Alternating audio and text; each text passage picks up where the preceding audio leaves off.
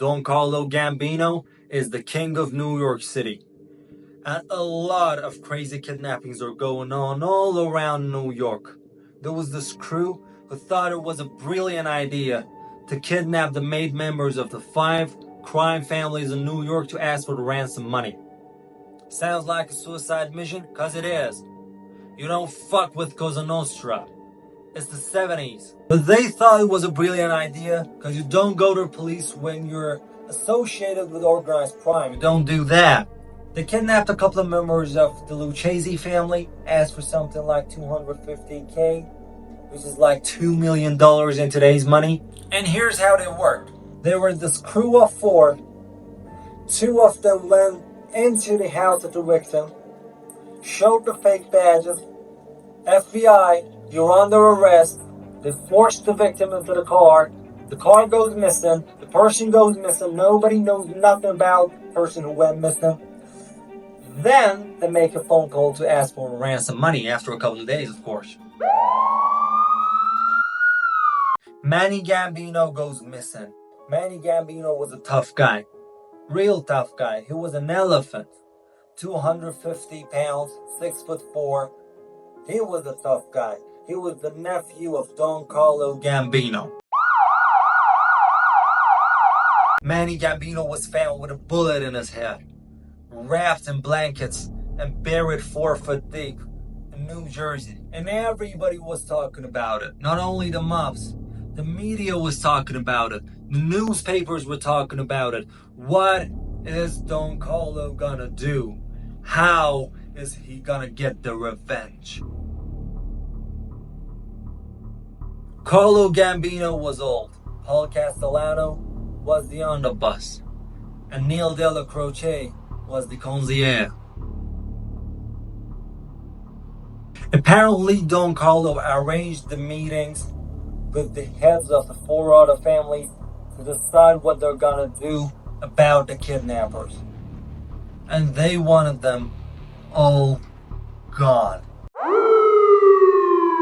Nobody knows how they got to James McBradney and his crew, but they did.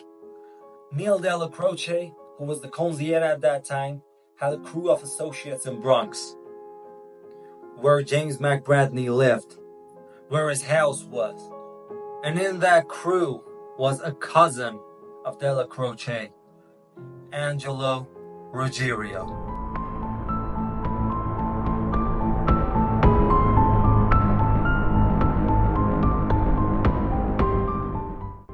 Angelo was a tough guy, but you never wanted to share a secret with him. He had a big mouth. He talked a lot. That's why they named him Angelo Quack Quack. Angelo Quack Quack Ruggiero. That's why Neil didn't go to him. He went to his best friend, who was like a son to Neil Della Croce, John Joseph Gotti. John Gotti was an associate at that time. He was not a made member. And for an associate to become a made member of a crime family would be greater than becoming the president of the United States. And John Gotti was ambitious. We knew everything. We knew who he was, who his friends were, where he went to, where his favorite club was, where his house was, which school did his children go to. We knew everything about him. Don Carlo didn't want McBradney dead. Well, as far as I know, they wanted him locked up so that he could torture him to get to the other members so that they could wipe all of them out. Neil gave me the address to a garage owned by the Gambinos, and here was the plan. The plan was for me and Angelo to arrest the guy showing fake badges, take him to the car, head him to the Gambinos. That was it. It was Neil Della Croce's plan, and of course Paul Castellano knew about it. Why? Because he was the underboss. The underboss knows everything. And that's why, I don't know why, but he forced a guy into our crew. His name was Ralph Gallione. I don't know why Paul Castellano did it. I don't know what his intentions were.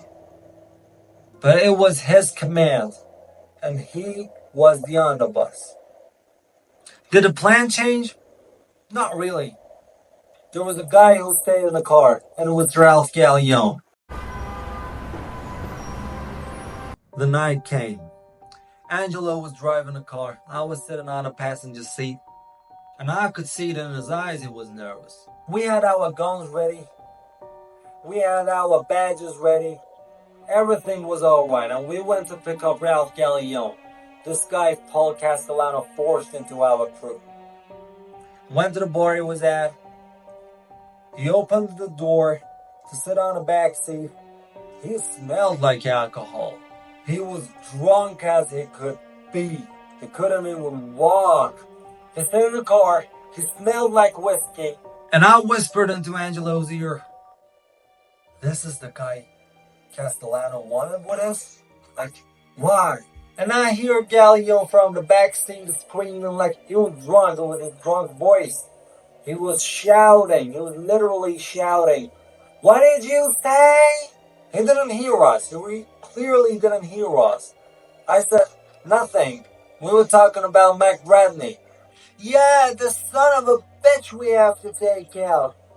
"We're not here to take anybody out. We're here to arrest him." "Yeah, whatever." I saw it in the mirror. He was playing with a pistol. He was literally playing with a pistol. I filled it back to say, "Yo, dude, what are you doing? What are you doing? You missed that out, we're fucked.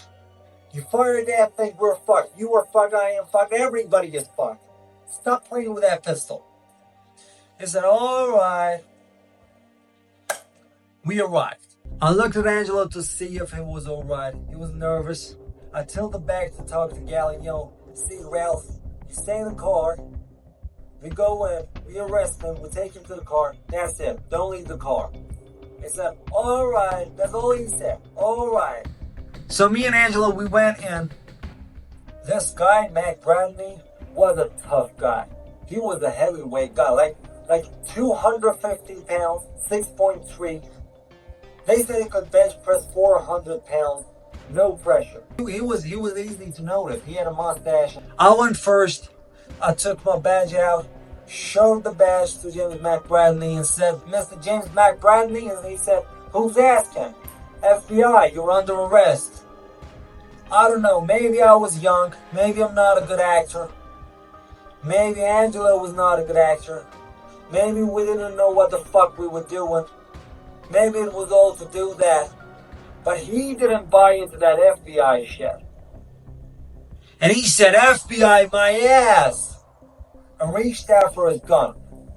And all of a sudden, we hear a shot go off. Everybody starts screaming. Everybody starts running. James McBradley is laying on the floor. And there's blood everywhere. He tries to reach for his pistol and I hear another shot. I look back and I saw Gallione. "What the fuck are you doing here?" And he was, like, he didn't know. He clearly didn't know what he was doing. So he grabbed him by the arm and pulled him out.